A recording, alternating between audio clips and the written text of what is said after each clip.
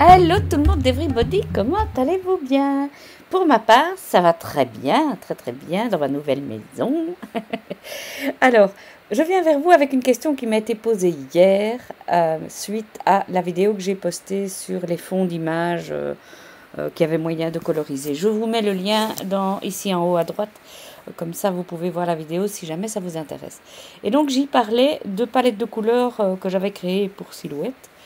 Et j'avais beaucoup parlé des palettes de couleurs. D'ailleurs, chaque fois que je fais des ateliers en ligne pour la Noël ou les ateliers silhouettes payants, etc., je parle des palettes de couleurs parce que je trouve que c'est important. Mais bon, comme la demande est récurrente et que pour le moment, il n'y a plus accès aux cours en ligne, je vous fais ça gratuitement. Ce ne sera pas aussi détaillé, mais vous aurez quand même un bon aperçu et vous tirerez sûrement une bonne utilité de cette vidéo parce que moi-même, les palettes de couleurs, je les utilise tout le temps. Voilà. Alors, ce que je vous invite à faire, on va d'abord faire une première vidéo sur les palettes de couleurs trouvées sur Internet. On va appeler ça comme ça. OK? Et après, on fera une deuxième vidéo avec les palettes de couleurs prises sur une photo. Parce que je détaillerai ça, mais parfois on a une belle photo et on a envie de faire les textes et tout qui ont la même couleur que les couleurs qu'il y a dans la photo. Et je vous montrerai comment faire dans la seconde vidéo. Bien. Petite mise en garde, je vais dire. Je travaille sur Mac et j'ai dû réinstaller la version Silhouette Studio V4.1 parce que la V4.2 plante totalement avec Morave qui est le gestionnaire. Comment on dit le truc d'exploitation, le système d'exploitation, voilà. Et donc, ne vous étonnez pas si vous avez le même problème. Je vous invite alors à aller sur Silhouette America et télécharger la version 4.1 du logiciel, comme ça peut tourner. On va attendre qu'il se soit calmé avec la 4.2 et on y reviendra, c'est promis. Bon, allez, trêve de blabla. La première chose, c'est d'aller chercher des palettes de couleurs sur Pinterest. Il y en a des tonnes. Donc Pinterest, c'est une banque d'images, on va dire que tout le monde poste, avec des thèmes à tout va. Et donc, moi, j'ai simplement tapé Color Palette, parce que quand on écrit en anglais, on a plus de réponses que quand on écrit en français. Voilà. Et donc, voilà, j'ai tapé Color Palette et j'ai plein de palettes, comme vous pouvez voir. Alors, il y a deux sortes de palettes, et on va en parler tout de suite. Il y a des palettes comme ceci, vous voyez, où vous avez un numéro de couleur qui est déjà dedans, et des palettes comme ceci sans le numéro de couleur. On va travailler les deux. Donc, je vais enregistrer, attendez, je clique dessus, voilà. Et quand je suis sur l'image, je fais un clic droit, enregistrer l'image sous. À la limite, je ne mets pas d'autres noms parce que ce n'est que temporaire l'utilisation, donc voilà, je n'enregistre pas. Je ne me casse pas la nénette à donner un autre nom. Mais si vous aimez, faites-le. Et je vais télécharger celle-ci. Voilà. Voilà.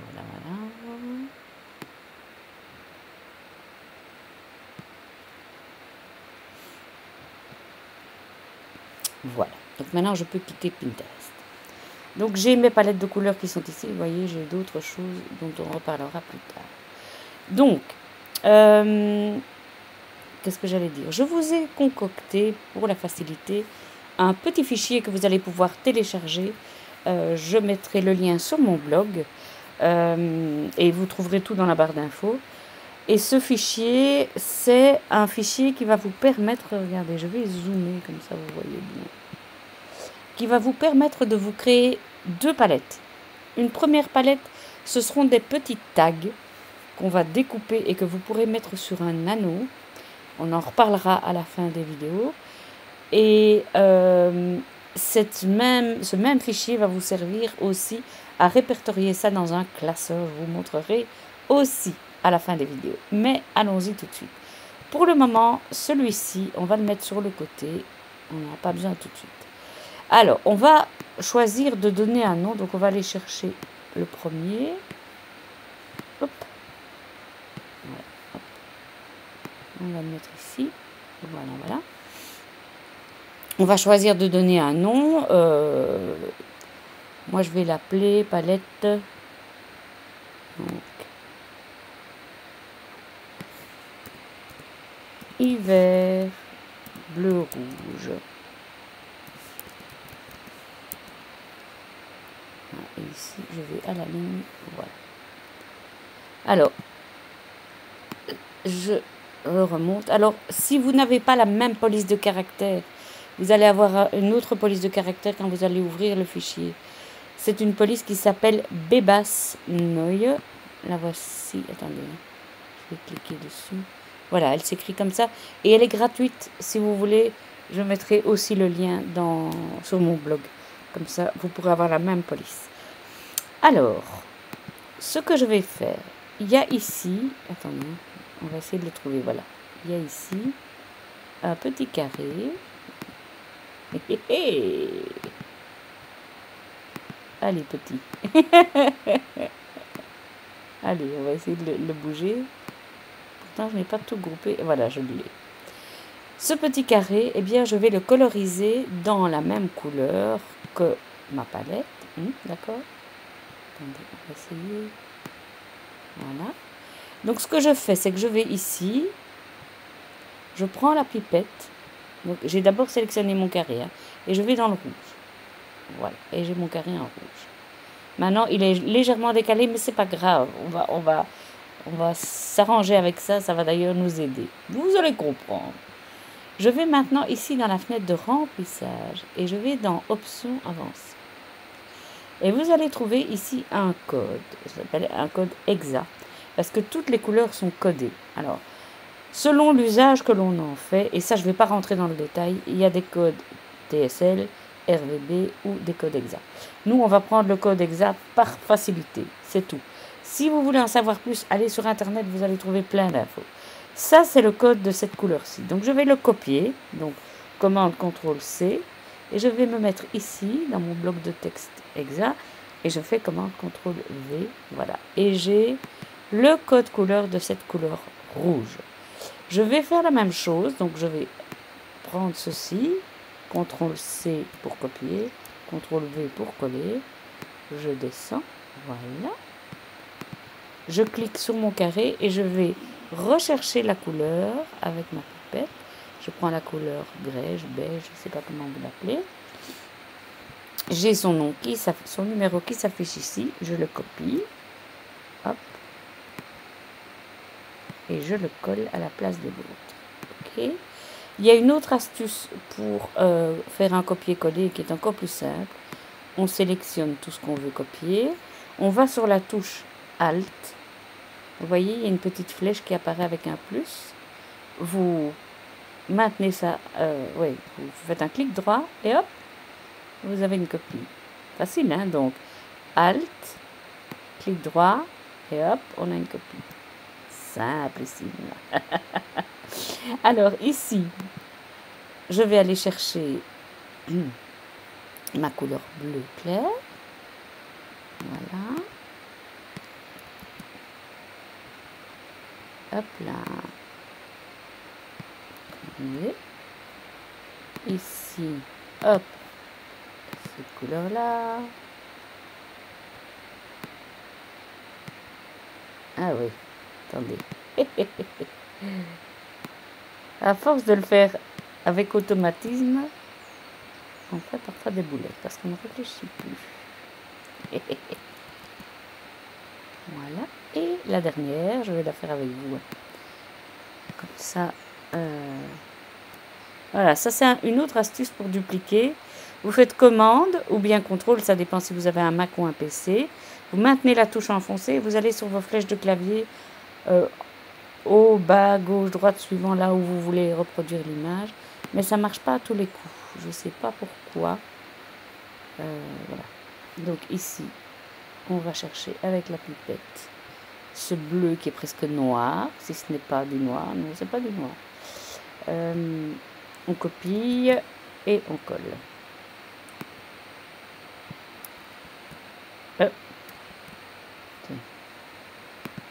Une fausse manœuvre, on dirait. Non, c'est... Voilà. Et maintenant, ce que je fais, c'est que je prends tout. Je vais dans ma fenêtre d'alignement. Et je fais... Oups. Allez. Allez. Et qu'est-ce qu'il y a? Aligner mieux. Voilà. Et je vais faire ça pour tous, puisque j'avais, sans faire exprès. Et quand je filme, il m'arrive parfois des petites broutilles. Voilà. Hop.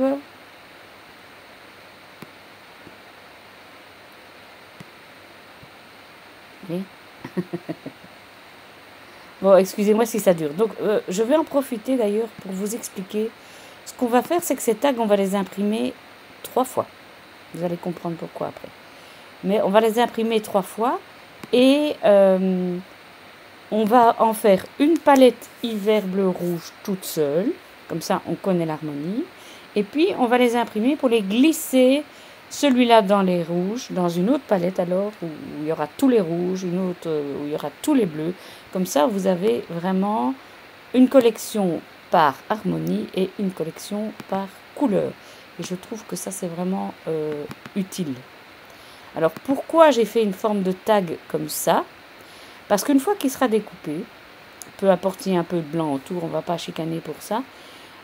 Si vous avez une photo ou si vous avez du papier scrap que vous voulez assortir, vous pouvez déposer votre tag dessus et voir vraiment si c'est la bonne couleur. Tandis que quand c'est sur une feuille A4 imprimée en petit carré, c'est moins facile. Voilà, je vais dire ça comme ça. Donc, mon image ici, je n'en ai plus besoin. Voilà. Et donc, je vais corriger ici mon en-tête de palette. Et je vais l'appeler hiver bleu rouge. Voilà. Et ce que je vais faire, regardez bien. Attendez. Je vais aller chercher sur mon bureau la palette en question. Voilà. Et je vais la mettre sur mon tag. Voilà. Alors, on voit bien que mon texte n'est plus là. Donc, je vais bouger ça. Voilà. Je vais prendre mon texte. Je vais le mettre ici en blanc pour qu'il soit lisible quand il sera au-dessus de tout ça. Blanc. Et, regardez, je vais aller dans remplissage. Comme ça, vous apprenez beaucoup de choses en même temps. Vous allez avoir la grosse tête après ça. Alors, c'est lent parce que je filme. Ça rame, ça rame, ça rame. Mais ça rame moins que si j'utilisais V4.2. Nom de chou. Voilà. Tant que ça tourne, je prends une gorgée de café.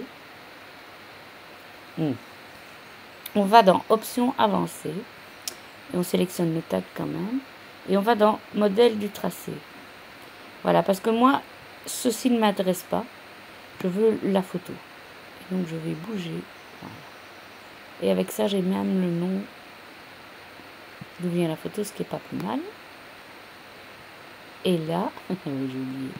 Là, je dois le mettre en premier plan. Vous voyez, je vais ici. Pour qu'il aille en premier plan. Voilà. Je sélectionne le tout. Commande ou CTRL G pour grouper. Voilà. Et je viens mettre ça ici. Alors, ce que je vous suggère, c'est de bien aligner. Donc, ce qu'on peut faire maintenant, on prend chaque... Je dépose ma tasse de café.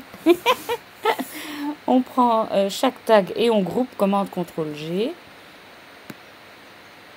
Commande CTRL G. CTRL G.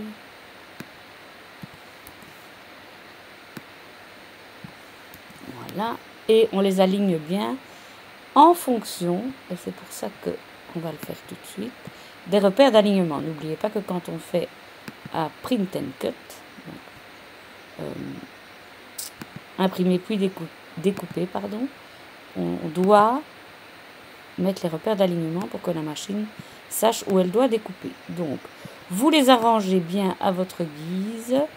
Donc, moi, vous me connaissez. Fenêtre d'alignement, si elle veut bien.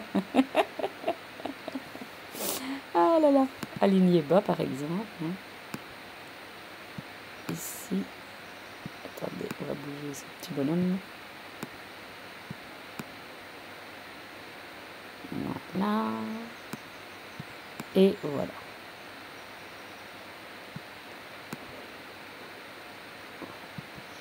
Oups. Alors, vous pouvez, si vous le souhaitez, mettre un titre, pourquoi pas. Hein. Je trouve qu'à partir du moment où il est chaque fois sur le tag, voilà. Donc, regardez ce qu'on va faire, je vous montre. Je vous donne un aperçu. Pour avoir un aperçu de ce que ça va donner, on va sur Envoyer vers imprimante. Et soit vous êtes sur PC et c'est ici en haut que vous devez aller, soit vous êtes sur Mac et c'est ici en bas que vous devez aller. Et vous faites ouvrir dans aperçu pour mon cas, parce que là, je n'ai pas besoin de plus. Ça prend du temps parce que je suis en train de filmer. Hein. Donc, voilà ce que ça va donner. Donc, moi, ce que je suggère, c'est que vous l'imprimiez 2 fois. Une fois dans un papier. On n'a pas besoin d'un papier très épais si c'est pour mettre dans un classeur. Si ce n'est que parfois, à l'impression, ça donne différemment suivant le papier que vous avez. Donc, vous l'imprimez une fois pour mettre dans votre classeur et vous l'imprimez une seconde fois pour découper. Une seconde fois et même une troisième fois. Alors, la grande mise en garde que je voudrais faire, parce que c'est très, très important, suivant l'imprimante que vous utilisez, les réglages que vous allez faire sur votre imprimante, le résultat va être complètement différent. Je le sais pour avoir fait ça avec des amis. On a essayé chacune sur nos imprimantes différentes, le même fichier, et on avait des résultats tout à fait différents. Donc, notez avec votre jolie mimine, ou tapez-le à l'ordi si vous aimez mieux. Moi, je le note toujours avec quelle imprimante je l'ai fait et qu'est-ce que j'ai mis comme réglage. C'est super important parce que c'est ça qui va faire en sorte que vous aurez le même rendu de couleur quand vous souhaiterez refaire la même couleur. Cela va de soi. Donc ça, c'était pour aller chercher les couleurs dans la palette. Maintenant, on va faire, je crois que je vais couper ici, je vais faire la deuxième vidéo sur utiliser les codes couleurs, ce sera plus simple parce que sinon on va être saturé en informations sur une seule vidéo. Je vous dis à tout de suite pour la deuxième vidéo.